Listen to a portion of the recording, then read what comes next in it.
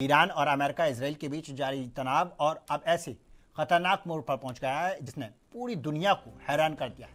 और रिपोर्ट के मुताबिक ईरान की संसद एक ऐसा कानून यानी कि बिल लाने की तैयारी कर रही है जिसे के तहत अमेरिकी राष्ट्रपति डोनाल्ड ट्रंप और इजरायली प्रधानमंत्री बेंजामिन नेतन्याहू की हत्या करने वालों को 500 करोड़ रुपए से ज्यादा का इनाम दिया जाएगा। और ईरानी संसद का राष्ट्रीय सुरक्षा आयोग इस्लामिक रिपब्लिक की सैन्य और सुरक्षा बलों की जवाबी कार्रवाई नाम से इस खतरनाक बिल का मसौदा तैयार कर रही है। और ईरानी संसदों का कहना है कि इस बिल पर जल्द ही संसद में वोटिंग कराई जाएगी और जो ट्रंप और नेतन्याहू को मौत के घाट उतारने वाले को इनाम की गारंटी देगा।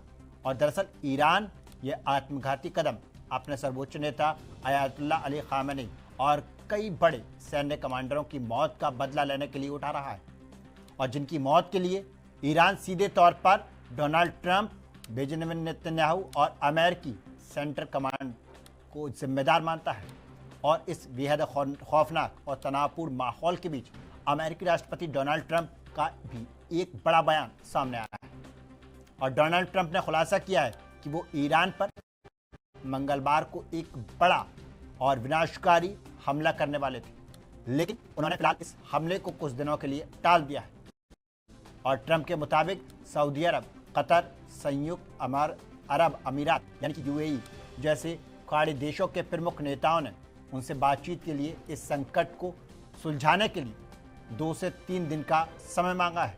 और खाड़ी देशों के नेताओं को भरोसा है कि ईरान के साथ इस ऐसे राजनीतिक समझौते किए जा सकता है और जो अमेरिका और पूरे पश्चिम एशिया को मंजूर हो।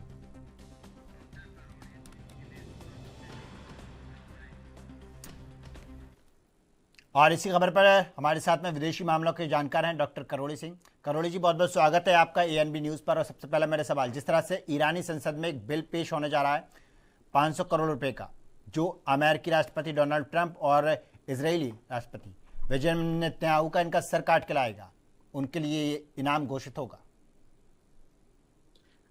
देखिए, ये जिस तरह का ईरान की रणनीति है, पहले जब इजराइल अमेरिका ने एग्रेशन किया था उस समय भी ईरान की रणनीति यही थी कि हम रिटालिएट कर रहे हैं, हम कोई अटैक इनिशिएट नहीं कर रहे हैं।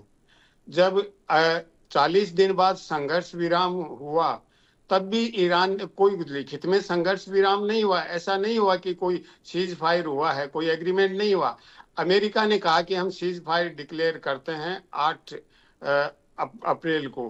तो ईरान ने कहा भाई हम तो पहले से ही अटैक नहीं कर रहे थे, हमारा तो रिटालिएशन था, अगर अमेरिका अटैक नहीं करेगा तो अटैक होगा ही नहीं। और वही स्थिति बनी रही है, ये यूनिलेटरली सीज फायर था। उसी तरह से अब ईरान का ये कहना है कि हमारे लीडर्स को जिस तरह से मारा गया वो प्रैक्टिकली एक टेररिस्ट स्टाइल था। जिस तरह से लीडर्स मीटिंग कर रहे थे और उनको स्ट्राइक किया, तो उस तरह के एग्रेशन का बदला लेने के लिए वो कह रहे हैं कि ये रिटालिएशन में हम कर रहे हैं क्योंकि हमारे लीडर्स को मारा गया है। युद्ध नहीं था ये, क्योंकि युद्ध होता तो बॉर्डर पे होता, सेना से होता।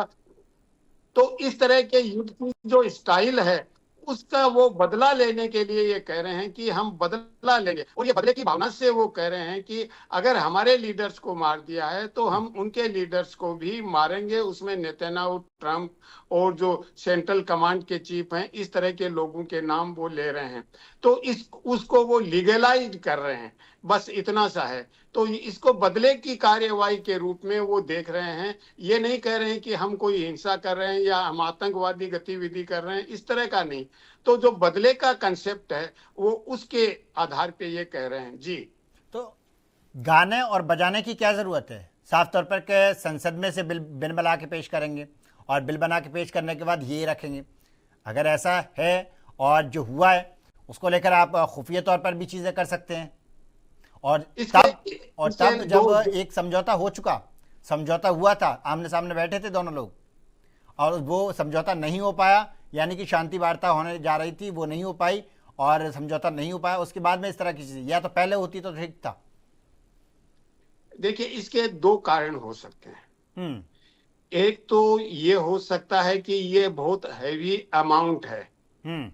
और इतना हैवी अमाउंट का अगर अनाउंसमेंट करते हैं, क्योंकि ये क्लेंडेस्टाइन या छुपके इसलिए नहीं हो सकता कि जो वो खुद नहीं मार रहे हैं। अगर खुद मारते, खुद की रणनीति होती, तो वो तो एक तरह का टेररिस्ट तरह की एक्टिविटी होती। हम्म। तो वो दूसरों को मरवाने के, दूसरों से करें कि आप मारिए, तो उसका एक तो अनाउंसमेंट वो करना चाहते हैं। हम्म। दूसरा हैवी अमाउंट है, इसलिए वो लीगलाइज करना चाहते हैं, पार्लियामेंट से अप्रूवल लेना चाहते हैं। और हम्म। तीसरा ये है कि वो दुनिया को ये मैसेज देना चाहते हैं कि हम बदला लेके रहेंगे, जो भी हमारे साथ, हमारे ऊपर अटैक करेगा, हम बदले की भावना के साथ काम कर रहे हैं। हम किसी पे अटैक नहीं कर रहे हैं, हम्म। हम किसी को बर्बाद नहीं कर रहे हैं, लेकिन जो हमारे को शांति से नहीं जीने देगा, उसको हम भी नहीं जीने देंगे। ये इस तरह का भाव मुझे लग रहा है। तो ये दो तीन कारण हैं जिसकी वजह से वो इतना पब्लिसाइज कर रहे हैं इसको।